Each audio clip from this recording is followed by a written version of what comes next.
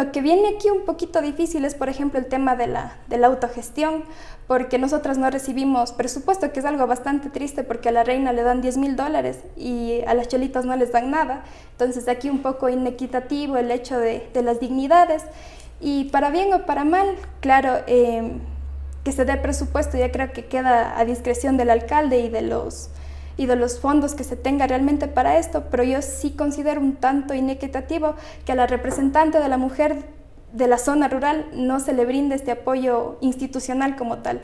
Les dices con un tema muy despectivo a las mujeres de pollera, como si fuera algo malo, cuando de hecho es bastante, incluso hasta caro, y es algo que es más caro que, ajá.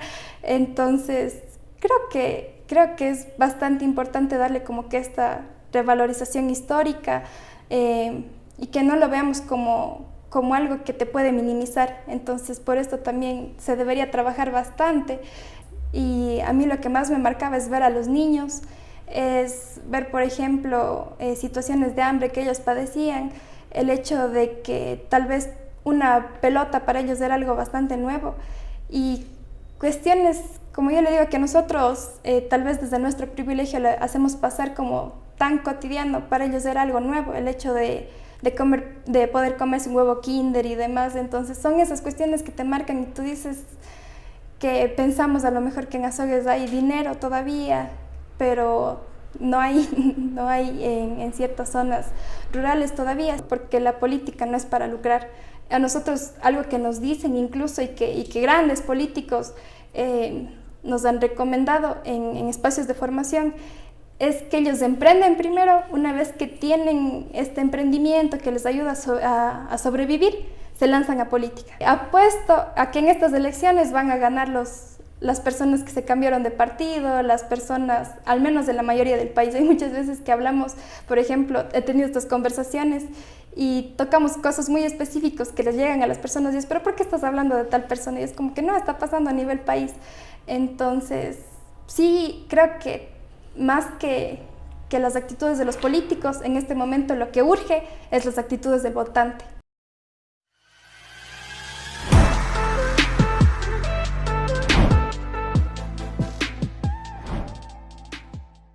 En un mundo interconectado, la educación no tiene fronteras.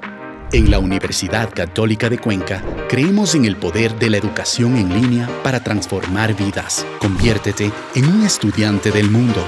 Estudia desde cualquier lugar, en cualquier momento, con nuestras carreras en línea. Tienes la oportunidad de seguir tus sueños, sin renunciar a tus responsabilidades diarias. Imagina estudiar una carrera profesional mientras trabajas, cuidas de tu familia o te dedicas a otras actividades. Universidad Católica de Cuenca. Creemos en ti. Creamos tu futuro.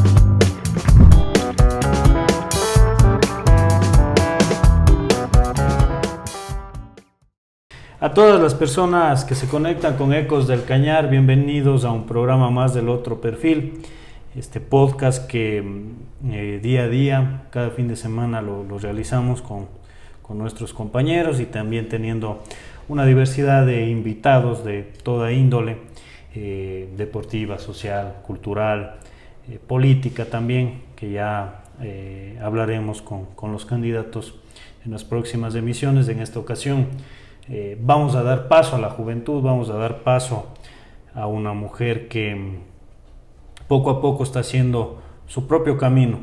Si bien es cierto, algunos la identificarán porque fue electa cholita azogueña hace un par de años, pero ya con su formación ha ido avanzando ya para seguir sirviendo a la colectividad. Estoy hablando de Gabriela Prieto. Gaby, bienvenida, muchísimas gracias por aceptar esta invitación. Coméntenos por qué continuar enrumbándose hacia el servicio público, hacia esta visión de la política, tomando en cuenta de que los jóvenes, bueno, todos decimos, y también me incluyo que en el grupo de los jóvenes, que a veces poco o nada importa ya el tema político, el tema del servicio público, sino ya cuidar intereses propios nada más. Bueno, primeramente muchísimas gracias por la invitación que me han realizado. Para mí es un honor estar aquí en Ecos del Cañar. Hemos seguido de cerca su trabajo y es muy grato ver, por ejemplo, cómo ha sido un medio en el que han primado los principios, y creo que eso demuestra la audiencia que se tiene, el respaldo de la gente y demás. Muchísimas felicidades por eso. Y bueno, Alvarito, respondiendo precisamente a su pregunta, yo creo que todo parte de cuando algo nos llena, cuando algo nos motiva, cuando algo nos apasiona. A mí, cuando tenía 15 años, fui electa cholita en Cojitambo y ahí tuve el primer acercamiento a servir a las personas, y era algo que yo no quiero dejar el resto de mi vida, porque es algo que a mí me apasiona, porque es algo que a mí me motiva el día a día, y incluso por ahí más o menos va encaminada también nuestra formación para a futuro poder servir, y que los jóvenes entendamos de una vez por todas que las personas que han llegado ya a los cargos públicos nos han hecho demasiado daño. Si seguimos dejando que acaparen esos espacios, nunca va a haber el cambio que queremos. Entonces, yo estoy muy esperanzada en la juventud, con los amigos que compartimos también, por ejemplo, en la Fundación Frente Unido de Jóvenes Ecuatorianos, en otros espacios también de incidencia. Estoy viendo que estamos despertando, que estamos dándonos cuenta que podemos tener la voz y podemos hacer acciones realmente que repercutan de manera positiva a la sociedad. Bien, Gaby, vamos de atrás hacia adelante y así va a ser este diálogo con temas de actualidad como con temas de su trayectoria, porque al final del día su nombre fue público ya en Azogues, tuvo la oportunidad de servir, usted ya lo mencionó. Usted nace en la parroquia Cojitambo, de ahí como, si bien es cierto todos escuchamos que antes era así, que antes era la unidad de los vecinos del barrio, pero ¿cómo fue ya la infancia de Gaby con los cambios actuales, con todo lo que implica el siglo XXI? Bueno, sí, yo efectivamente nazco en la parroquia Cojitambo, y es algo que yo lo digo con mucho orgullo a donde voy. Yo soy cojitambeña, y eso siempre tomo una frase que es del escritor del himno, Juan Diego Urgiles, y es: Cojitambo es la tierra que me vio nacer y en la que espero dejar mi último aliento. Mi infancia fue realmente linda, mucho esta convivencia armónica con el campo, con mi abuelita, por ejemplo, que ella sembraba la tierra, mi otra abuelita es tejedora, y esta conexión directa. Creo que tuve una infancia muy feliz porque pasábamos jugando con mis primos en un espacio donde no existía malicia ni demás. Hoy en la actualidad es bastante triste, por ejemplo, ver que con los niños que yo jugaba en la mañana, a medida que fuimos creciendo tuvieron que emigrar por falta de oportunidades. Entonces creo que sí es algo que a ti te hace darte cuenta realmente que el mundo no está bien y que tenemos que hacer algo para cambiarlo. Entonces, en este aspecto tecnológico, yo creo que sí vamos cambiando, a veces vamos perdiendo nuestras raíces, y en Cojitambo lastimosamente hay ya muy poca pertenencia a lo que fue nuestra herencia Cañar Inca. Entonces también debería ser un tema prioritario y primordial, porque se van perdiendo cuestiones como el tejido de sombrero y otras cuestiones más. Amigos que todavía conserve desde la infancia. Sí, hay varios, por ejemplo, algunos nombres, pero yo compartía mucho con mis primos, con mis vecinos,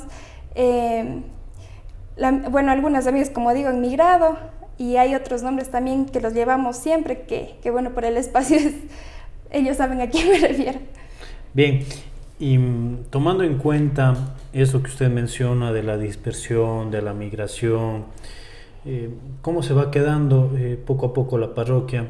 Porque si bien es cierto, hay la gente que ya vive años, ahí nuestros mayores, estamos nosotros de esta generación, pero bien indica usted, hay otros que ya van alzando el vuelo, lastimosamente la falta de oportunidades migran, pero ¿cómo queda ya la parroquia, el barrio? Bueno, es curioso, por ejemplo, que muchas personas que habitan ahí ya pertenecen más bien a los que hacen las casas de campo, porque Cojitambo sin duda es un paraíso, un lugar muy lindo como para para que más personas se involucren, pero decir, por ejemplo, que sigue existiendo esta brecha de familias que se quedan son muy pocas, precisamente por esto de que se van, hay muchos migrantes de Guayaquil, hay la comunidad en Nueva York, en Nueva Jersey, y es bastante grato, por ejemplo, ver que ellos vienen con esa esperanza de que algún día quieran regresar a su tierra, pero también ya han formado vida allá y muy probablemente sus familias ya se están acostumbrando a otros espacios. Entonces, aquí más bien creo que es importante que nunca olvidemos de dónde somos, porque es parte de lo que somos, del camino que forjaremos, y a su vez también del espacio que nos brinda la vida para formarnos primero como humanos y después para llevar eso al mundo. Gaby, ¿y cómo se da esta vinculación ya? Primero, la elección que se dio en la parroquia para participar como candidata a Cholita Sogueña. Bueno, yo recuerdo que justamente don Pepe Bravo, que era el anterior presidente, me había dicho un año. Entonces, ese año... Cuando tenía 14 años. Cuando tenía 14 años, entonces, bueno, en esa ocasión no se pudo, no recuerdo bien si era por tiempos y demás. Ya cuando tenía 15 se va él, vocales de la Junta Parroquial, a mi casa, y me decía, bueno, ya habíamos hablado esto anteriormente, me proponen y salgo representando a la comunidad Cojitambo Centro, que es donde yo soy. Ahí más adelante lo que pasa es que concursamos con 5 personas, a quienes interno en la parroquia, y de ahí en el cerro, en las fiestas del maíz, que precisamente anteriormente, bueno, hace un par de semanas volvieron a darse, ganamos y fue bastante chévere porque es unas fiestas que ya van teniendo trascendencia. Entonces ahí fue ya el comenzar con las entrevistas, el comenzar con proyectos, a vincularnos más con las comunidades. Después de esto viene la pandemia y me toca repetir un año más de periodo. O sea, fue 2 veces. Fue localmente. De Cojitambo. Sí, en este segundo año, bueno, en el primer año nos habían llamado ya para que participemos en la Sogueñita, pero como fue esto de la pandemia se suspendió totalmente. Y nos vuelven a llamar el segundo año, que justo estaba yo misma. En el 2021. En el 2021. Y ahí ya se dio, bueno, toda esta experiencia fue un poco terrorífico al principio porque era todo esto del tema de la pandemia. De hecho, en el concurso sí existieron algunas personas contagiadas. Y bueno, aquí fue ya el hecho de arriesgarnos. Fue bastante lindo, por ejemplo, ver que me escribían personas de Guayaquil, que me escribían personas de Estados Unidos a brindarme su apoyo. Don Richard Gallegos, por ejemplo, que es un líder de los cojitambeños en Estados Unidos, gestionó ciertas ayudas económicas y todo para que yo pueda participar a nombre de Cojitambo. Y ya la experiencia en el certamen, recorrer las comunidades, conocer las distintas parroquias, fue algo que realmente yo creo que va a ser una experiencia que si pudiera volverla a repetir lo haría.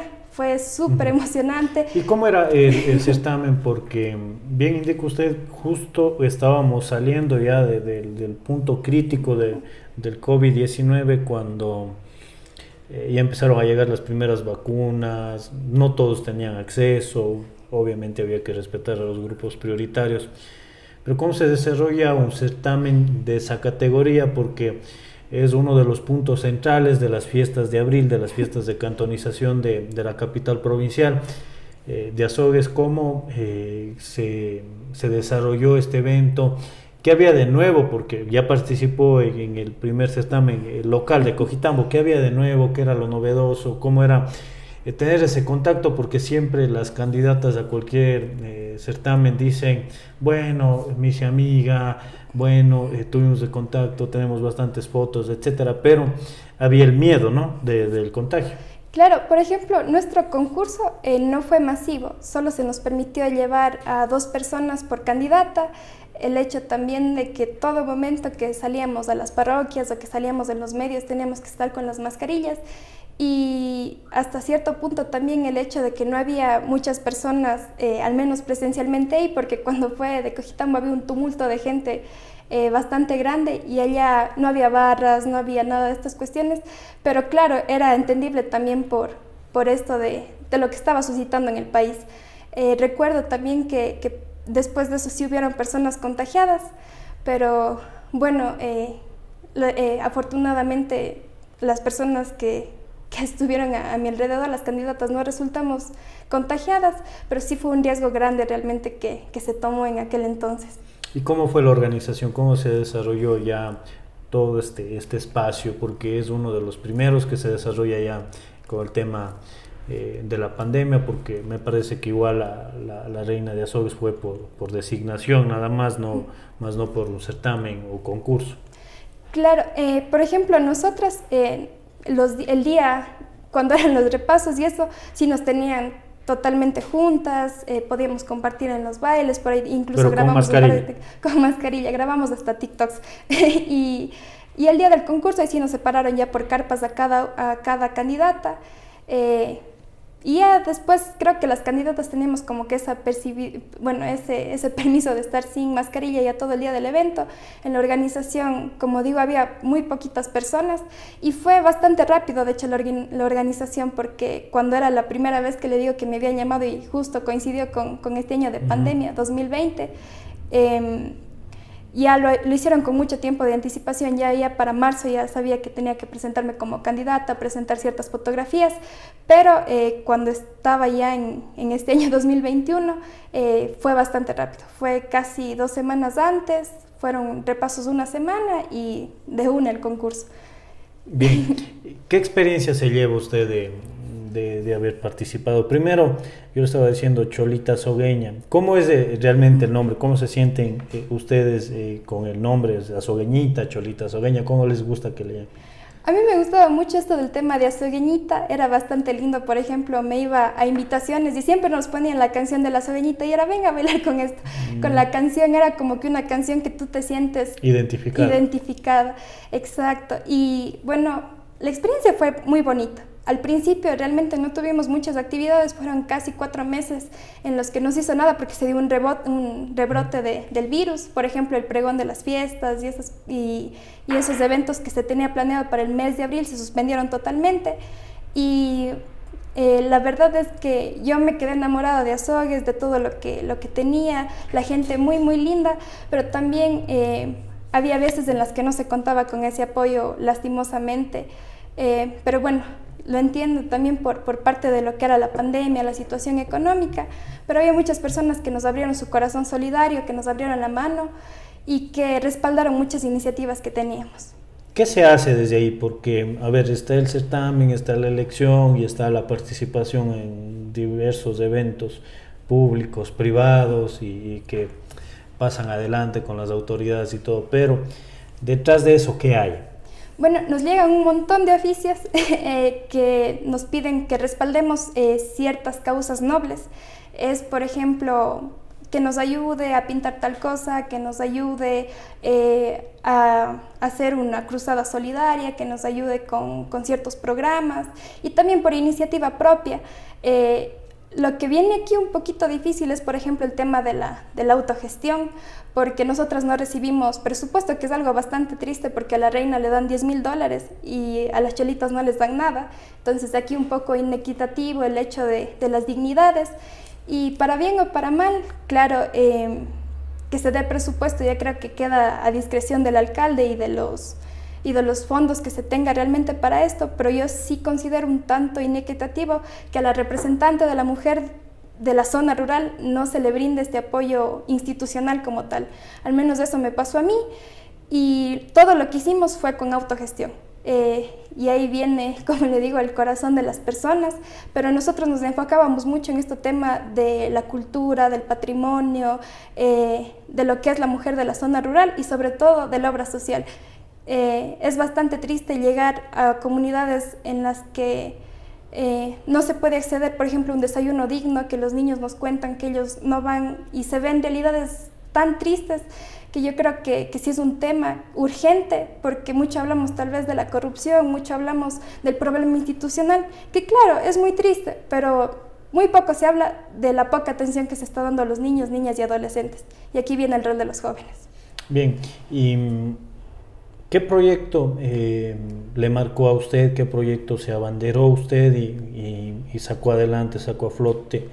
Tal vez con iniciativa propia o tal vez por sugerencia de algún familiar o algún amigo. Bueno, por ejemplo, lo que pudimos hacer es recolectar para Navidad, que creo que es una época muy linda, canastas navideñas, ropa y juguetes. Llegamos a todas las comunidades, a todas las parroquias y bueno, esto fue justo con Cristina Chávez también, entonces sí recorrimos casi una semana entregando y es bastante lindo ver, por ejemplo, la alegría de los niños. Creo que este es uno de los proyectos que más me gustó realizarlo y también, por ejemplo, temas de concursos que se pudieron hacer. Hicimos, por ejemplo, un concurso de fotografía, de dibujo, siempre enfocado en los niños. Entonces era bastante lindo ver, por ejemplo, las alegrías que se les podría brindar a ellos con cosas que para nosotros tal vez son insignificantes, pero para ellos realmente representan mucho. Bien, ¿y por qué no avanzar más allá? Es decir, en Quito, en Guayaquil, hay la Fundación de la Reina, hay la Fundación de Reina de Quito, Reina de Guayaquil. Aquí en Azogues me parece que hay la Asociación de las Ex Reinas o me parece que se reúnen cada cierto tiempo las Ex Reinas de Azogues, pero de las cholitas es ese periodo, es de ese año y nada más las azogueñitas no aparecen para nada más. De pronto hay esa iniciativa, conversando con las últimas personas que participaron en este certamen para organizarse y como usted bien indica, de pronto la belleza de la zona urbana representada en la Reina, que obviamente deberían participar todas las parroquias, considero yo, o esta dignidad es a la que más atención se le da muchas veces, pero a la representante de la ruralía, de las zonas periféricas, de las 8 parroquias, es a la que de pronto es de ese año y chao.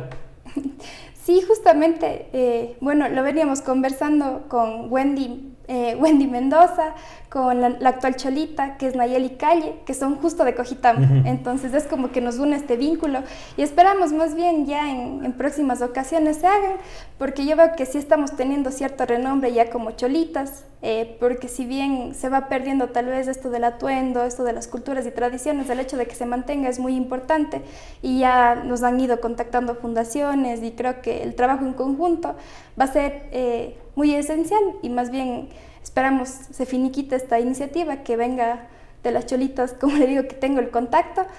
O sea, si piensan hacer una especie de fundación, una especie de organización de las cholitas. Sí, de hecho justo lo conversaba como lo menciono y va a ser más enfocado también en unirnos, en estar constantemente porque algo con lo que siempre te van a identificar es, por ejemplo, con ese rol que tuviste como cigüeñita, porque es ciertamente una identidad más que te dan. Y precisamente hablando de identidad, usted mencionó algo que es fundamental, el tema de la vestimenta. Y por ejemplo, observamos que la vestimenta se usa solamente para los eventos, que la vestimenta igual se realiza solamente para el certamen y de ahí ya no hay esa iniciativa de promover el sombrero de paja toquilla, de promover la pollera, las blusas, el paño, ya no hay. Claro, yo creo que mucho de esto se debe también a que les dices con un tema muy despectivo a las mujeres de pollera, como si fuera algo malo, cuando de hecho es bastante, incluso hasta caro, y es algo que es más caro que, ajá. Entonces, creo que es bastante importante darle como que esta revalorización histórica y que no lo veamos como algo que te puede minimizar. Entonces, por esto también se debería trabajar bastante.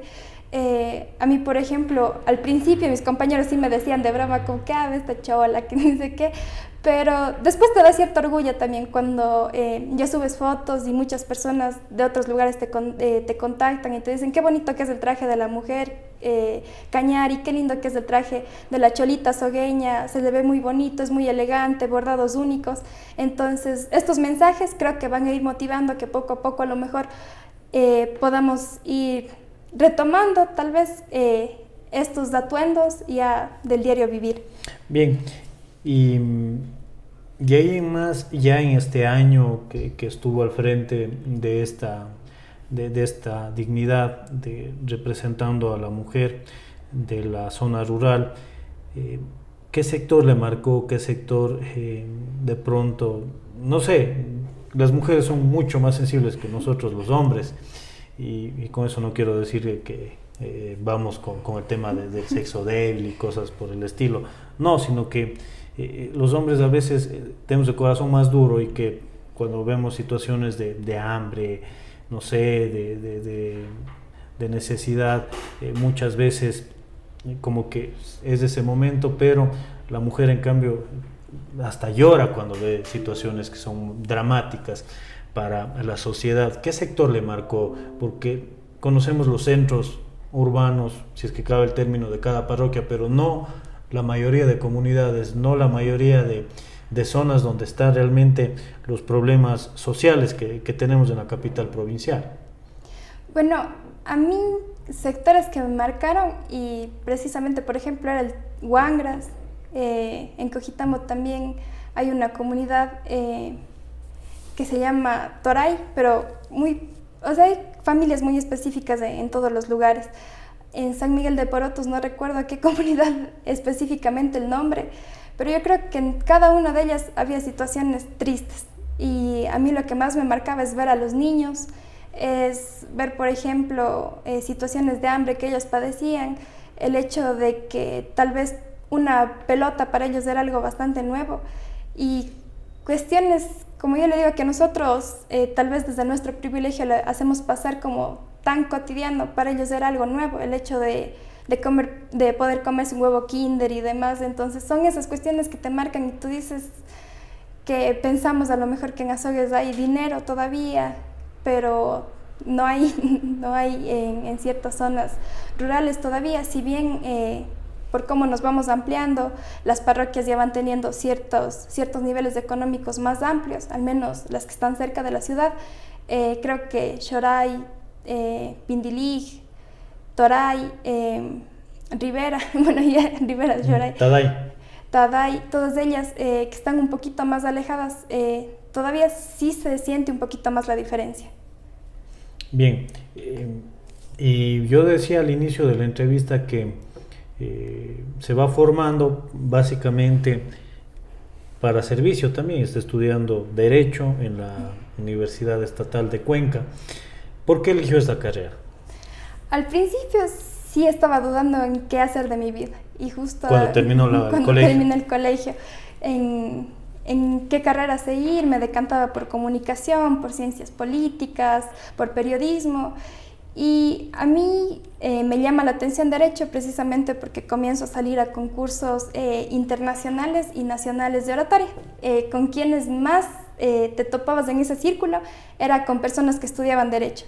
Me llamaba muchísimo la atención la manera en la que hablaban, cómo abordaban problemas, cómo tenían esas capacidades de debate como tal, y creo que eso fue lo que me llamó y me motivó a mí. Después iba averiguando de la carrera, es una carrera muy generosa y que puede repercutir realmente en ciertas cuestiones a nivel público y privado. ¿Y por qué la Universidad de Cuenca? Porque, bueno, la situación no era la mejor, era una de las principales razones. El ser público creo que ayuda bastante, y también porque hay ciertamente ese prestigio que se tiene de una universidad pública siempre. La Universidad de Cuenca, yo siempre lo voy a decir con mucho orgullo, voy a defender a mi universidad hasta la muerte, y es que realmente sí es la mejor del Austro y nadie nos lo va a negar. Entonces, creo que por esto me llamó mucho la atención el plan de estudio, recomendaciones de otras personas, y el hecho mismo de poder a lo mejor abrirnos un poquito más a otra ciudad, a irnos a vivir a otra ciudad, a compartir con más personas. ¿Usted está radicando en Cuenca? Sí, ahorita sí, por los horarios que son un poquito feitos. Entonces, todo esto me llamó, me motivó, y estoy muy feliz de la decisión que he tomado en mi vida, porque me ha llevado a conocer personas, a conocer lugares y a ganar experiencias también. Y poco a poco usted se va involucrando, ya lo mencionó, ya en estas organizaciones, en estas federaciones de estudiantes, en estas federaciones de jóvenes. ¿Por qué? La verdad, al principio todo comenzó por ser miembro del Frente Unido de Jóvenes Ecuatorianos. Se abrió una convocatoria y llegábamos ahí, que es una organización precisamente de jóvenes azogueños con quienes se... Fuge. Se hizo una amistad bastante linda. Ese fue mi primer paso. Ahí como que se iba dando este espacio para empoderamiento, Pero lo que nosotros, por ejemplo, hicimos de ser fundación, si bien a nosotros la señora del MIES, cuando fuimos, nos decía, ustedes son la primera fundación de jóvenes, pero ¿a qué paso tan corto estamos yendo? Que, por ejemplo, en Quito, en Guayaquil, y hay un montón de cuestiones más. Hay muchos proyectos que ya nacen de jóvenes que están ocupando ya lugares de tomas de decisiones, y aquí en Azogues no hay, porque, por ejemplo, en el Consejo Cantonal no hay. A lo mucho que llegamos a ver a jóvenes involucrados es en las juntas parroquiales, pero un espacio grande no lo hay. Aparte de eso, como digo, a mí lo que me motivaba es que en estos espacios te dan nuevas misiones del mundo, nuevas perspectivas que tú puedes ejecutarlas ya en territorio. Entonces hemos sido, por ejemplo, acreedoras a becas. Actualmente llevo 15 becas que se me han otorgado para programas de formación, y principalmente enfocado en política pública, en anticorrupción, en liderazgo, y desde luego en este empoderamiento de juventudes que tenemos que tener. Incluso viajó al exterior, a Perú. Sí, esa fue una experiencia nueva, que es del mundo del debate y la oratoria. Ahí se dio lo que es el primer modelo de debate de la comunidad andina. Yo pude participar precisamente en el Comité de Asuntos Culturales, donde discutimos la propiedad intelectual, y a su vez también en el encuentro de jóvenes íbamos relatando las experiencias de cada sector, lo que vivimos, y dando propuestas al máximo órgano de integración de la región. Entonces fue una experiencia realmente chévere. Pero se fue allá ganando una beca a sí mismo. Sí tuvimos que aplicar, y daban becas para los 4 países, que es Colombia, Bolivia, Perú y Ecuador. Íbamos 48 jóvenes, fuimos 600 los postulantes, y de Ecuador fuimos 4. Entonces ahí también, como era esta experiencia competitiva, ganamos el premio del premio a la diplomacia, justo en el comité. Y fue bastante interesante escuchar a jóvenes, escuchar propuestas y escuchar que tal vez si compartimos ciertos problemas que tienen que combatirse urgentemente. ¿Qué dice su familia de todo este involucramiento? Porque de pronto, bueno, te apoyo, pero a otros te dicen, bueno, ya dedícate a estudiar, la política no te puede llevar a nada bueno, partiendo de la actualidad del Ecuador. Bueno, de hecho, mi familia siempre ha estado respaldándome en estos sueños, pero siempre con ese mensaje de que han de primar los principios por sobre todo, y al que obra bien le va bien. Entonces esas son las 2 frases que a mí me marcan mucho dentro de mi familia, y la verdad es que ellos son una pieza fundamental, porque hay muchas cuestiones en cuanto a becas, en cuanto a encuentros, que a lo mejor no nos cubren los gastos las organizaciones y nos toca solventar de nuestro bolsillo. Y yo sin mis padres no hubiera podido, por ejemplo, irme a Lima, no hubiera podido concursar en ciertos concursos de oratoria, valga la redundancia, y otras muchas cosas más que sin el respaldo de ellos no hubiera sido posible. ¿Y por qué la oratoria? Esto, bueno, nace cuando yo estaba más o menos comenzando la escuelita, estudié en La Salle, y ahí siempre acostumbran a hacer estos concursos de poesía y de oratoria. Yo comencé con la poesía porque, bueno, tengo un cierto tonito de voz que me favorece para hacer la poesía. Y cuando llego ya a 8º de básica, mi profesora me... Primer curso, como decíamos antes. Primer curso, me involucra este tema de la oratoria. Y yo tengo un tío también que practica oratoria, y tenía ciertas influencias de ver a personas como Juanito Solís, como Bolívar Delgado Arce, como el doctor Freddy Calle, que lo practicaban, pero muy específico con el tema de mi tío. Yo cuando hacía la oratoria en primer curso intentaba como hacerle seguir a él. Imitarle. Y aquí más o menos íbamos perfeccionando las técnicas, y yo salí, por ejemplo, en todos los años del colegio, al menos en un concurso intercolegial. Después conozco ya, por ejemplo, a Carlos Olmedo, a Bolívar Delgado, gracias a la licenciada Victoria Salto, que ella es la maestra realmente que me motivó muchísimo esto del tema de la oratoria. Y ellos nos fueron enseñando. ¿Carlos Olmedo hijo o Carlos Olmedo papá? Carlos Olmedo hijo. Ya.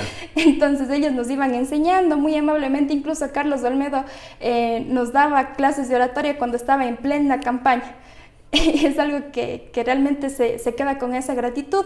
Y con la persona con la que ya me comenzó a gustar la oratoria, pero para el ámbito político, era con Freddy Calle, que lastimosamente falleció, pero que yo siempre voy a tener esa gratitud y ese recuerdo tan profundo de lo que él me enseñó. Con él ganamos incluso concursos internacionales, nacionales, y siempre él motivaba también a que este discurso vaya por el lado político.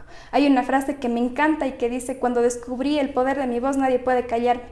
Y es así como yo sé que con una oratoria podemos llegar realmente con un mensaje, pero con un mensaje que motive a más personas. Y cuando estaba, por ejemplo, en Lima, había chicos que me decían: tú dejabas de hablar y yo quería aplaudirte, qué lindo que lo dices, qué lindo que lo haces y realmente motivas. Y esos mensajes, más que el premio que ganamos de Lima, fue algo que a mí me llenó más incluso que otras cosas.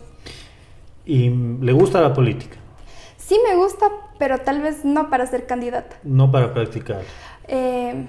Llegaría a ser candidata únicamente si estoy preparada, porque yo creo que incluso para todo esto se necesita una preparación tan grande y yo no sería capaz de entrar a una candidatura si no supiera que mi trabajo va a influir o va a influenciar positivamente. Me da miedo de que me quede grande el cargo, me da miedo de que pueda quitarle la oportunidad a que sí puede hacerlo. A personas que sí pueden, tal vez por cierto apoyo mediático que tuvimos cuando era Sogueñita, porque quienes llegan a ser candidatas hoy en día y siendo jóvenes es las reinas y las Sogueñitas. Entonces, exactamente. Es por ¿Y existieron propuestas? Sí existieron propuestas. ¿Para la última elección, para este proceso o para el de febrero? Para el de febrero. Para este proceso no tuvimos propuestas.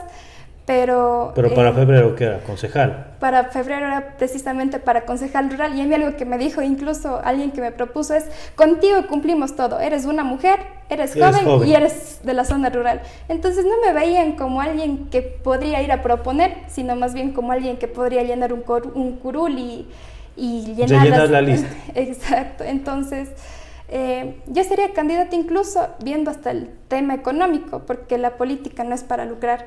A nosotros algo que nos dicen incluso y que grandes políticos nos han recomendado en espacios de formación es que ellos emprenden primero. Una vez que tienen este emprendimiento que les ayuda a sobrevivir, se lanzan a política, porque incluso ellos nos mostraban ciertos rubros que se gastan y cómo se gana en política. Por ejemplo, en los GATS parroquiales salía en contra el presupuesto. Hablemos de que hay GATS del Ecuador que ganan $700 y que tienen que trabajar de domingo a domingo solventando. Y una campaña cuesta $10,000, $20,000 solo para un GAT. Exacto, y aparte de eso también el hecho de lanzarse es ver el partido, ahorita que se... ¿Cuál es su formación? ¿Izquierda, derecha, centro? Porque yo lo decía en un video que para algunos ya ni siquiera hay ideología, porque, a ver, si hablan tanto de que tienen la única ideología que es del servicio, sin embargo, para el manejo económico podríamos ver si es que es derecha, izquierda, para el tema social, izquierda, derecha. Pero hay políticos y que están participando actualmente, no solo en la provincia, sino a nivel país, de que un día asoman en un partido de derecha, otro día en un partido de izquierda, para la próxima elección se van a uno de centro y nuevamente retoman a la derecha y así. Y eso también influye bastante, porque usted que está constantemente en los procesos de formación sabe muy bien de que sí tenemos ideología, de que si bien es cierto los partidos llegan a ser empresas electorales, vehículos solamente para llegar a un cargo, no son escuelas ideológicas, no son escuelas de formación en la actualidad. ¿Cuál es su formación? ¿Cuál cree que es su inclinación política?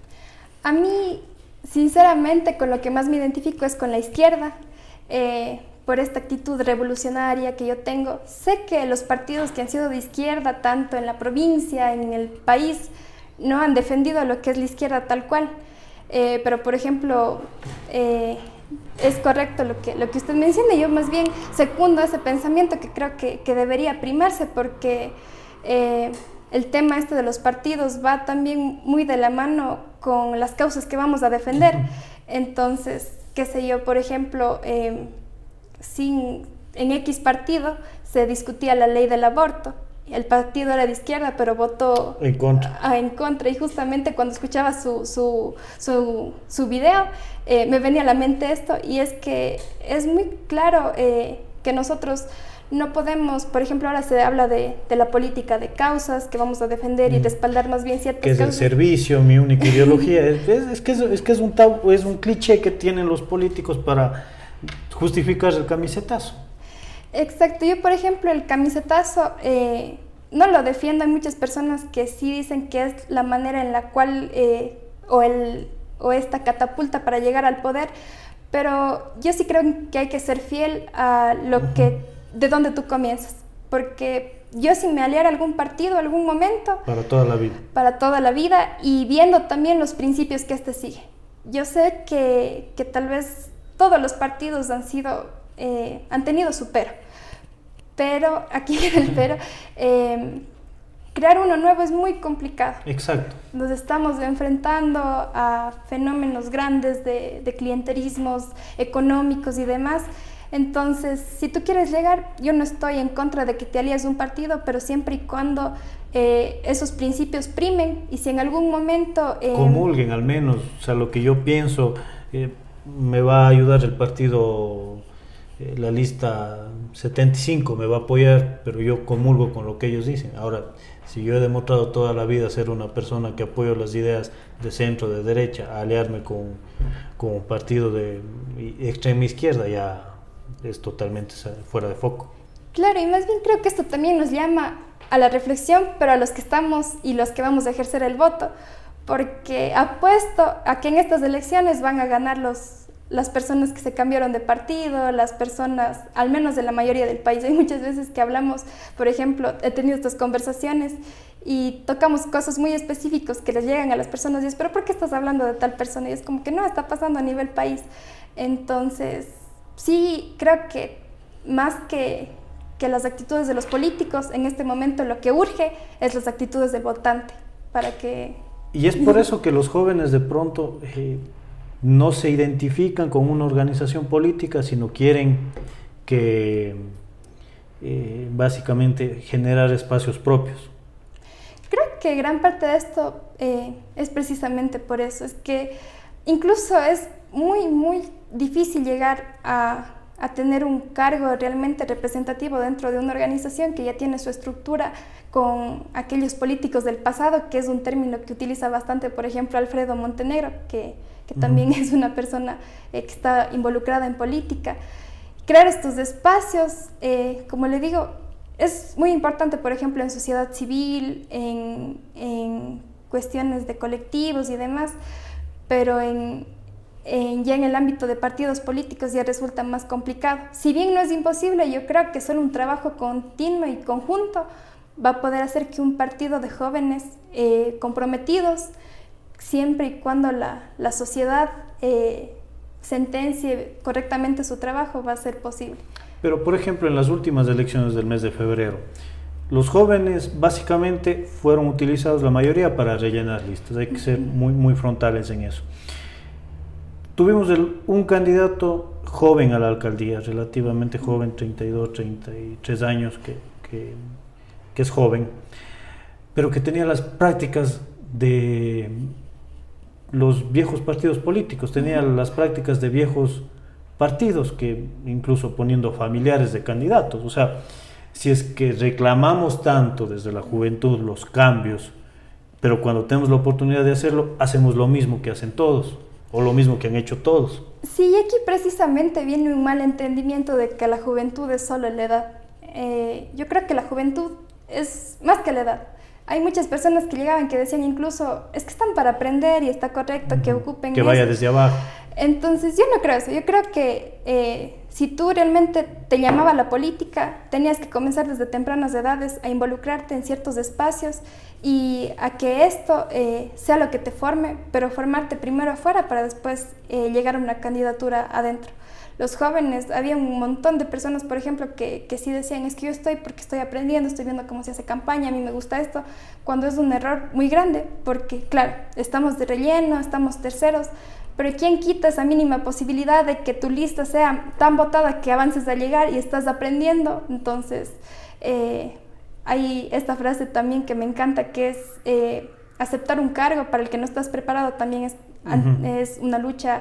Es un acto de corrupción. Es un acto de corrupción, exacto. Y es triste también que las personas que llegan a los cargos o a ser candidatos a cargos son porque son de familias conocidas. Porque yo conozco muchísimos jóvenes que yo me saco el sombrero y digo, qué esperanza que tengo que algún día lleguen a ser autoridades.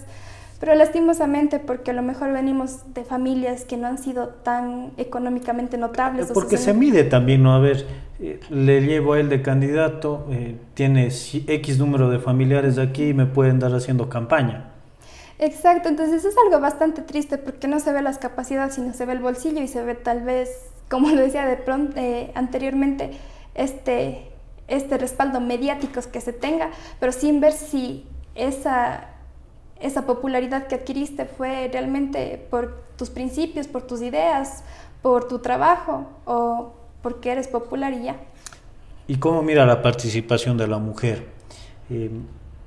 A ver, partamos de algo, que usted viene de la zona rural y existió una candidata en el proceso anterior de la zona rural, no tuvo respaldo.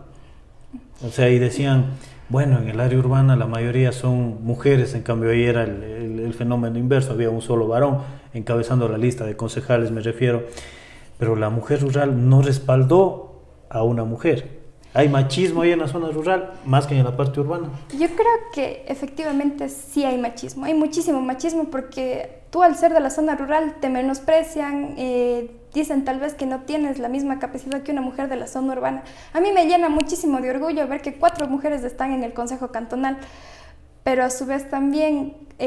Claro, una cosa es ser mujer y otra cosa es hacer las cosas bien y que las mujeres no ganen solamente por el hecho de ser mujer, sino porque tienen la capacidad de hacerlo. Claro, yo estoy segura que ahora con 4 mujeres vamos a ver un cambio en el Consejo Cantonal. Yo estoy confiada de que las mujeres podemos hacer mejor la política que los hombres, porque es un espacio que por años no se nos ha permitido. Y ahora las 4 mujeres que están tienen la responsabilidad de demostrar que podemos hacerlo mejor, una política limpia. Mejor que las que salieron también, porque también existían mujeres en el consejo anterior. Y si bien era la minoría anteriormente, por ejemplo, ahí sí existió una mujer de la zona rural que llegó, ahora no llegó ni una sola. Y aquí viene de nuevo el tema, no hay mujeres de la zona rural, pero no es porque no hay la capacidad, sino porque no hay la oportunidad. Y aparte de eso, no hay mujeres jóvenes, porque ninguna de las mujeres que llegó a ser concejal puede ya identificarse como una joven. Entonces, ¿quién nos escucha ahí? Según el código de la democracia, hasta los 29 años. Y las elecciones actuales también tenemos solo 2 mujeres participando. Y es bastante triste, creo yo, porque nos están utilizando de nuevo solo para relleno. Mientras la mujer cumpla la cuota que están exigiendo, está correcto. Pero si no, estuviéramos repletos de hombres. Y a mí me parecía bastante triste este debate que existía cuando, por ejemplo, las candidaturas tenían que ser el binomio masculino-femenino y que muchas personas... exigieron que sea mujer. Claro, cuando exigieron que sea mujer y que muchas personas decían que se está quitando la oportunidad a personas capaces, pero la verdad es que creo yo que la misma capacidad que hubiera tenido los hombres en los binomios las tienen las mujeres que hoy en día las están encabezando. Entonces, para bien o para mal, a las mujeres sí se nos está viendo todavía con ese techo de cristal que tenemos que romper, al cual tenemos que atacar directamente, porque si no luchamos nosotras, si no nos empoderamos nosotras mismos y si no negociamos con aquellos cargos que realmente queremos, va a seguir Nadie existiendo. les va a dar haciendo, básicamente. Exacto. Pero usted está de acuerdo que, por ejemplo, el código de la democracia indica que el 50% de encabezamiento de las listas a nivel nacional sea de mujer, que el 30% sean jóvenes y que el binomio sea hombre-mujer. ¿Está de acuerdo que sea solo por la ley o en realidad debe primar el conocimiento, la capacidad que tienen las mujeres. Usted ya lo indicó, muchas veces las mujeres son mejores administradoras que los hombres, no solo en el servicio público, sino hasta en el sector privado, en el mismo hogar. Si le dan $20 a un hombre y $20 a una mujer, el hombre se va a gastar en cerveza, la mujer le va a tener la alimentación para toda la semana. Pero, ¿está de acuerdo que sea solo por ley o debería haber, analizando lo que usted mencionó, capacidad y también el desenvolvimiento? Yo aspiro y espero que en un futuro seamos más las mujeres que lleguemos a cargos públicos y que seamos más jóvenes los involucrados. Yo estoy de acuerdo con la ley porque es un precedente que se marca.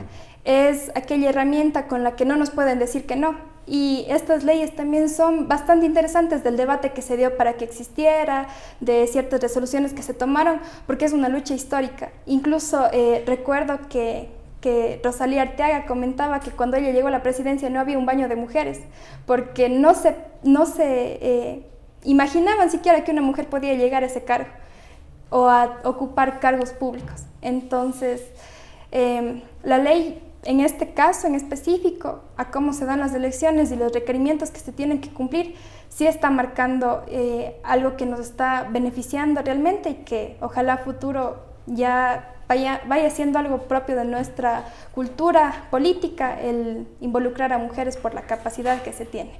Gaby, nos podríamos pasar hablando horas y más.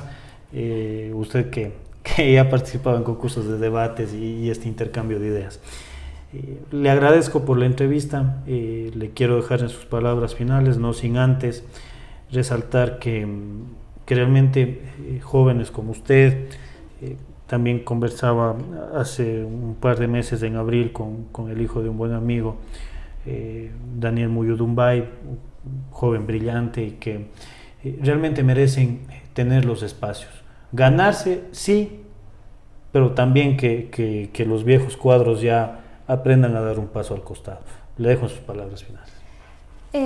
Bueno, agradecer infinitamente por esta oportunidad, por esta invitación. Creo que como jóvenes tenemos que estar conscientes de que nuestro rol es trascendental en la construcción de un nuevo Ecuador, de una nueva patria que nos deje de decepcionar. Está en nuestras manos como votantes, a las personas que no son jóvenes y nos escuchan, reflexionar bien el voto y ver a las personas que realmente vamos a poner a que legislen en nuestro favor. Tenemos roles importantísimos como ciudadanos, la participación ciudadana es trascendental y la participación de los jóvenes aún más. No estamos construyendo el futuro, sino el presente, e invito a todas aquellas personas a empoderarse de su voz, a empoderarse de los espacios de toma de decisiones que podamos llegar a tener y acabar con aquellas prácticas que nos tienen tan mal y que nos están haciendo del Ecuador un escenario realmente invivible. Es nuestra responsabilidad y mi compromiso siempre a generar nuevos espacios junto con jóvenes azogueños, junto con personas que estaremos dispuestas a crear un mañana mejor. Muchísimas gracias a Gabriela Prieto, joven azogueña, ex azogueñita en el periodo 2021. Muchísimas gracias a todos y que tengan siempre una buena noche. En un mundo interconectado, la educación no tiene fronteras. En la Universidad Católica de Cuenca, creemos en el poder de la educación en línea para transformar vidas. Conviértete en un estudiante del mundo. Estudia desde cualquier lugar, en cualquier momento, con nuestras carreras en línea.